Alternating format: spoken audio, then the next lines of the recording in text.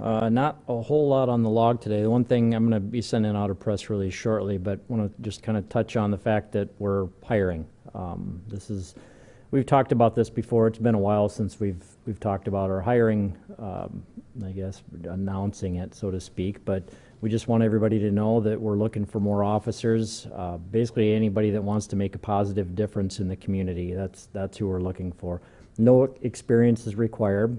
We handle all the training either in-house. There are some people that may have to go to peer for training, but we basically teach everybody what they need to know to become a police officer and do everything we can to make sure that they succeed and have a long career here.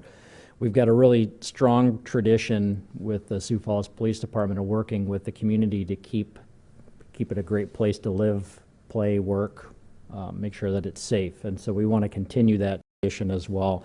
One of the other things that we usually talk about that we're hiring, but one of the things we don't always point out is the fact that we've got a lot of different essentially career paths within the department, which means there's a lot of different options that officers can have.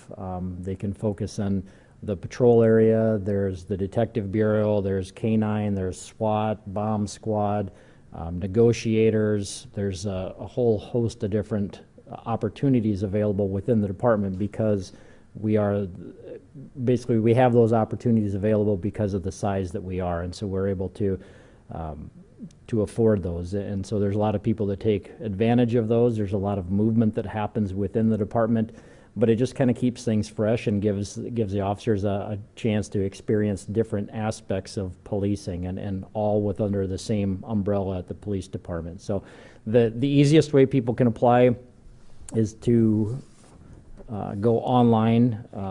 HR handles all that stuff, but it's siouxfalls.org/apply.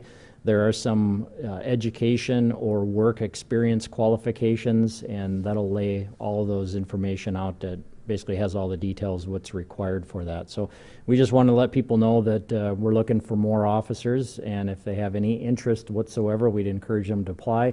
If not, they can talk to either a recruiter through HR or somebody with the police department and kind of give them some more information on what to expect and what it all entails.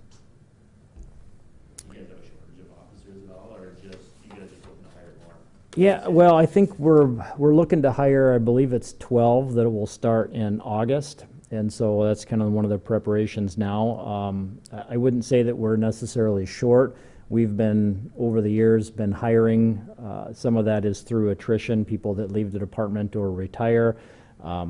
Basically, it's kind of filling those gaps, and then it seems every year, thankfully, the city council grants us a few more positions, and so some of that's filling those positions as well. But it's a long process. It takes several weeks, actually several months of training before an officer is able to get out on the street by themselves. So there's a lot of training that takes place in the classroom, and then after several weeks of that, then they are with a training officer out in a patrol car. And so it takes a while to get somebody trained and basically ready to do the job by themselves, and so it's a long process. And it's one of those things that we've been doing this for a number of years of hiring. I think we've been averaging about 3 classes a year.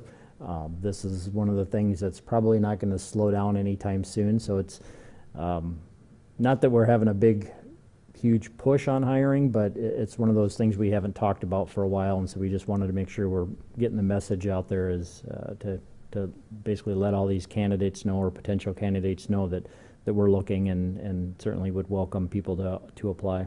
You said the career path's kind of almost a little bit endless. You could say there's a couple different paths you could take. There's a lot of different options that officers have, and there's other departments throughout the state that may have some of those, but we have just about everything that you can imagine.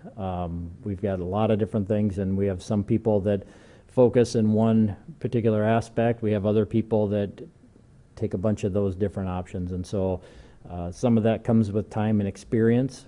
So I wouldn't expect to walk in the door and be able to say that you want to be a detective. That's a career goal, and so after a few years working and kind of learning the job, then you can start applying for those other positions. But we do have a lot of positions, and I just named a few of them, but there's a whole host of others that basically that's just what it is. It's just an option for people once they're here. Oops.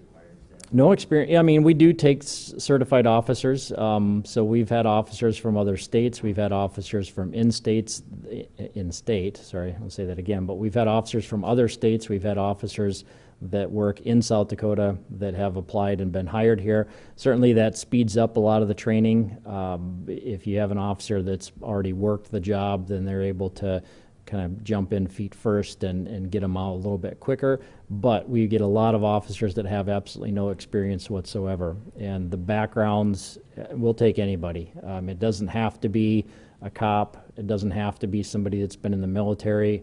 We have a lot of officers that were in the military. We have officers that have done just about anything. I mean, if you think about it, we've got a wide variety, a wide, diverse background of people, and we encourage that. So we're not looking for one specific type of person. We're looking for anybody that has a desire to keep the community safe.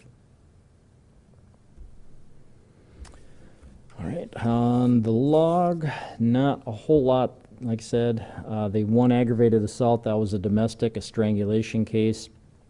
Burglaries, we had 2 different storage units that were entered, not in the same area. And then we had a business that was entered, nothing big taken from any of those.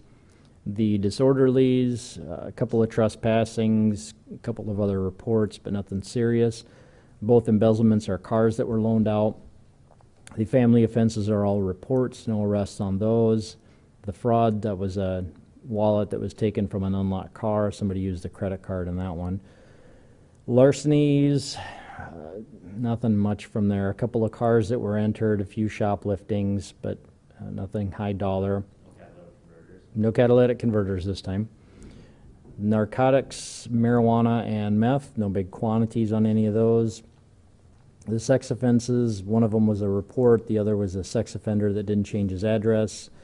Simple assaults were some more domestics, nothing suspicious from the unattended death, and the vandalism was a car window that was broken out. That's all I have, unless you guys have any questions. Last night around 1:40 at Hanley Park, Iowa Patrol's pulling somebody over for a traffic stop, and we saw that Sioux Falls Police came and assisted him, so it appeared to be. How typical is that for Iowa Patrol to have assistance from you guys? Or do the 2 agencies work? Yeah, I mean, we work closely with a number of different agencies, and it's one of those type of, I'll call it mutual aid, but if we have any law enforcement that is requesting assistance, we'll gladly go and help them out. So with Highway Patrol, it's most of the time they're used to working by themselves because they're in more remote areas, but certainly there's been a number of times if they call and looking for some type of assistance, we will gladly be there. That happens with the Sheriff's Office, both in Minnehaha, Lincoln County, happens with Division of Criminal Investigation to help them with any, also the federal agencies that we have in town as well. So it's really a great partnership that we have with all of the law enforcement in the community. And so local, federal, state, doesn't matter. We'll work with anybody. If we have any law enforcement that's requesting some assistance, we'll do what we can to help. So it's not often that we get to help out a trooper, but in cases like that, we're glad to do it. And certainly there's been times when they've come and helped us out on different calls as well. We saw the subject had a gun, so we didn't know if that was maybe if they needed somebody immediately or not. So. Yeah, and I don't have details on that case. I had heard a little bit about that, but you know, there's any number of different reasons that they could call for assistance. Certainly, if somebody has a weapon or is believed to have a weapon, that would be one that may be kind of bump things up a little bit, where you may have several officers instead of just one officer that would respond. But you know, whatever the case is, you know, our officers are glad to help out, and that's one of the things that we've got a great relationship with all the different law enforcement entities in Sioux Falls, and we work very well together. Anything else? Okay, thanks.